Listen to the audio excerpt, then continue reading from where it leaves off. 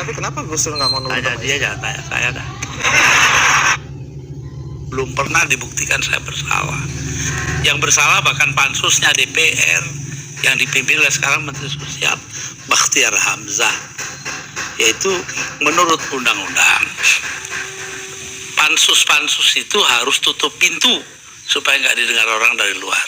Tapi oleh Bachtiar Hamzah dibuka 10 cm, di situ berjejer-jejer lah tipnya wartawan. Nah kan, baru semua yang ada dalam sidang diketahui dunia luar. Itu pula yang membuat saya, oh ya kalau gitu mereka maksudnya melengsarkan saya dengan segala cara. Hukum nggak hukum. Tapi sesudah itu apa upaya yang Anda lakukan? Nggak ada. Sebab penakut bangsa ini. Kenapa Anda bilang penakut? Bangsa ini penakut karena tidak mau bertindak kepada yang bersalah. Akhirnya nggak ada yang ditindak toh. Tapi sekian tahun sudah berlalu, Gus. Untuk apa rasa penasaran, perasaan? Saya nggak pernah itu terserah bangsa Indonesia. Saya itu memaafkan semua. Sampai istri saya marah kepada saya karena saya pergi ke rumah Megawati. Tapi kenapa Anda lalu ke Megawati kalau memang Anda marah dan kecewa? Saya nggak marah, yang mestinya marah itu bangsa ini. Mereka diam aja lah, kenapa saya jadi ribut? Saya nggak mau ribut. Baik, Gus Dur. Tapi disuruh memandang itu benar, nggak bisa dong. Orang kan ada batasnya, antara benar dan salah. Jadi yang benar dalam hal ini istri saya.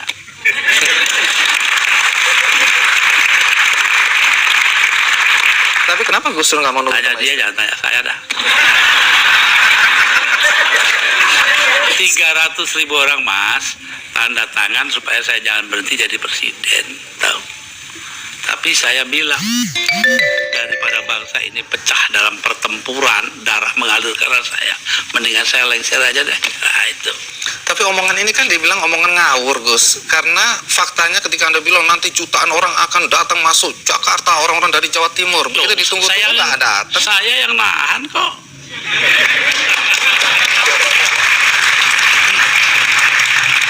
Jadi kalau nggak ditahan sama Gus Dur, datang lah beneran itu ya? Bukan begitu, artinya tetap saja kebenaran kita pertahankan. Tapi sikap kita itu jangan sampai bangsa ini perang saudara. Dan itu pengorbanan Anda? Ya bagi saya bukan korban, biasa aja. Nah, satu pemandangan yang kurang elok, Gus. Anda keluar memakai celana pendek dan kaos oblong. Banyak orang bilang itu tidak pantas sebagai presiden Anda tampil seperti itu. Mengapa Anda tampil seperti itu? Nah ya itu supaya saya nggak dianggap presiden. Terus manfaatnya apa dengan dianggap tidak sebagai presiden? Loh, orang dingin hatinya, nggak jadi marah.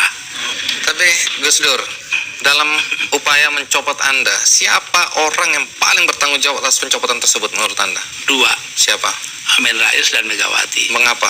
Hah? Tanya sana dong, gue tanya. Nah, kalau memang Megawati dan Amin Rais dianggap orang yang paling bertanggung jawab atas pencopotan Anda, apakah Anda dendam sama mereka? Nah, ngapain dendam sama Amin? Artinya Gus Dur sudah melupakan itu, sudah memaafkan. Maafkan, lupa sih enggak.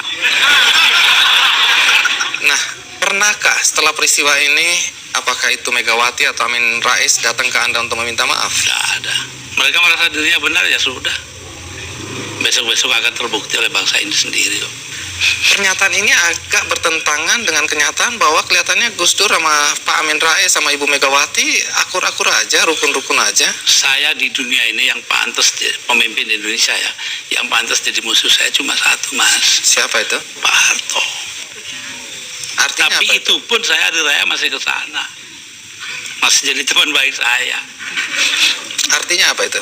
Artinya saya nggak punya musuh dong di Indonesia.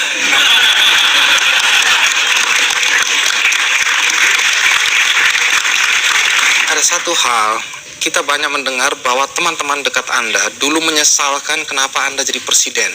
Anda sebenarnya lebih layak menjadi guru bangsa, nggak usah ikut campur dalam perpolitikan yang nggak jelas itu. Saya diperintah oleh 5 orang sesepuh saya. Itu saja, kalau mereka memerintahkan apa saja masuk api, masuk api. Tanpa perlu berpikir. tanpa perlu berpikir. Kenapa begitu? Loh, Selain saya sesepuh ini itu, orang pesantren disuruh nurut orang tua, itu nggak bisa ditawar itu Gus. nggak bisa ditawar. 5 orang itu, saya nggak sebut namanya. Ya, Gus Dur, dalam 20 bulan sebagai presiden, prestasi apa saja sih yang sudah dicapai? Saya itu menjadi presiden di saat Indonesia menghadapi bahaya akan terurai. Kelompok-kelompok separatis ada di mana-mana. Jadi saya berangkat keliling-keliling dunia itu 80 kali dalam 20 bulan. Jadi 4 kali 1 bulan. Itu tugas saya cuma satu, Apa? yaitu membuat supaya integritas wilayah Indonesia ini tetap. Itu aja, nggak ada pikiran lain toh saya. Tapi ada yang Dan ternyata berhasil toh. Kita tetap satu negara hari ini. Jadi Gus Dur merasa itu karena jasa Gus Dur. Bukan, artinya tugas saya begitu. Perkara saya berjasa itu adalah soal kedua. Tapi ada yang menuduh bahwa Gus Dur ini sebenarnya menggunakan aji mumpung. Mumpung jadi presiden, dibayarin negara, keliling jalan-jalan. Allah nanti sejarah akan membuktikan. Tapi Gus Dur, perjalanan Anda itu menelan biaya sampai 52,7 miliar. Ya, tapi eksistensi Indonesia sebagai satu negara harganya jauh lebih tinggi. Jadi nggak bisa dipersoalkan itu Nggak biaya. bisa dipersoalkan. Loh, kalau enggak kan udah dipakai oleh orang-orang brengsek itu.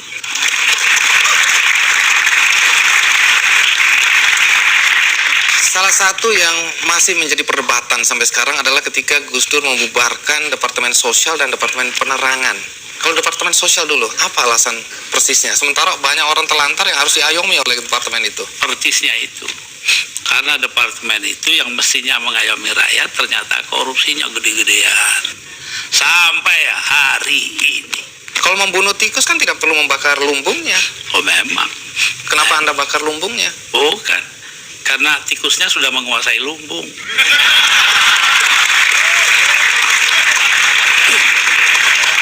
Depan dibubarkan. Kalau Depen jelas. Akibatnya sekarang pers itu sangat tidak terkontrol. Begini Bahkan pornografi sekarang merajalela. ya. Betul. Itu dosa Anda loh. Enggak dong. Dosa yang nyarin. Saya diapa-apakan itu saya bekerja menurut ketentuan Undang-Undang Dasar. Undang-Undang Dasar menjamin kebebasan berpikir. Dan itu hanya mungkin kalau Depen nggak ada. Sekarang nggak ada kebebasan berpikir. Tapi kalau kebebasannya seperti sekarang ada yang kontrol, Gus. Loh, Siapa ya aja bisa. kita kontrol nanti dong. Siapa yang mengontrol? Ya antara kita aja. Kenapa sih masyarakat juga penting peranannya kok? Memang hanya pemerintah aja. Baik, Gus. Satu lagi hal yang dicatat ketika Anda menjadi presiden dan agak kontroversial, yaitu masalah PKI. Banyak orang begitu khawatir ketika Anda dulu mencabut TAP MPR nomor 25 MPRS 1966. Sebab bertentangan dengan Undang-Undang Dasar, Mas. Tapi itu ada kesan pembelaan Anda terhadap orang-orang ex-PKI dan keluarganya. Terserah, kesan nggak kesan terserah. Apa alasan Yang Anda? terpenting itu bahwa tugas mengucilkan PKI itu bukan tugas negara. Itu yang penting.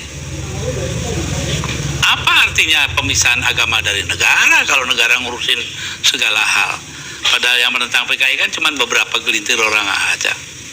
Jadi Anda tetap merasa bahwa apa yang Anda lakukan mencabut TAP MPR itu benar? Benar karena bersamaan dengan Undang-Undang Dasar gitu loh. Kenapa? Karena memang Undang-Undang Dasarnya begitu, mau diapain? Begitu itu bagaimana? Ya melindungi semua. Ya itu hasil daripada 7 abad lamanya kita berpancasila tanpa nama, yaitu yang dinamakan Bhinneka Tunggal Ika, berbeda-beda tapi satu tujuan. Nah ini yang penting kita melihatnya dari situ. Kalau belakangan ini ada kekhawatiran PKI akan bangkit, Kenapa takut? PKI aja ditakuti.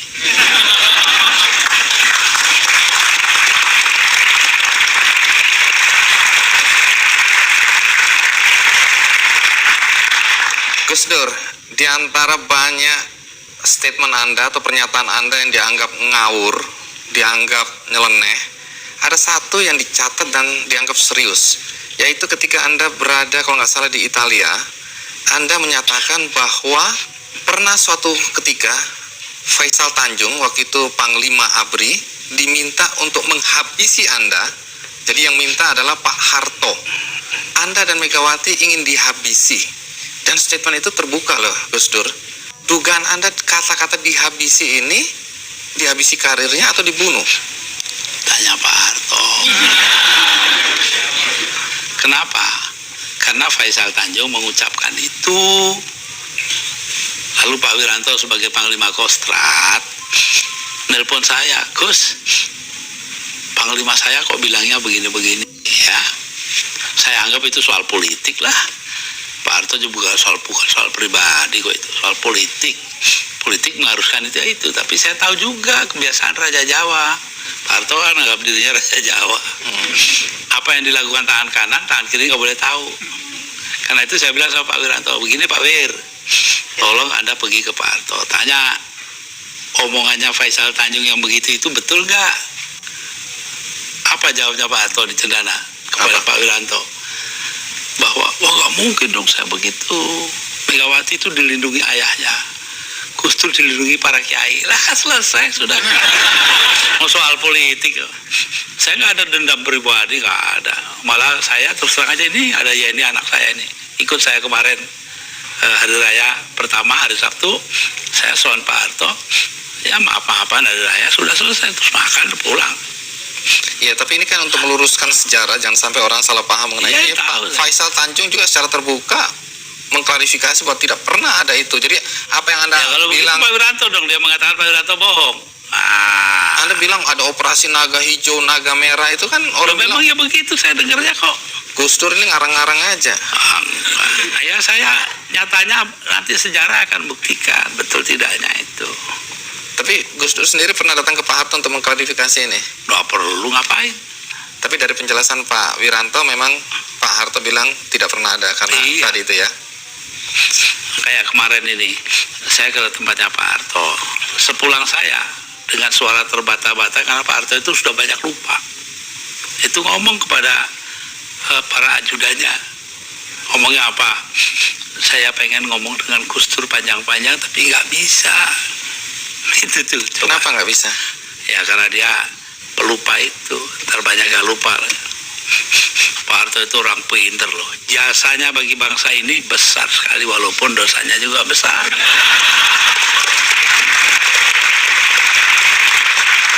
Ya, jangan dilanjutkan dulu Gus Dur, kita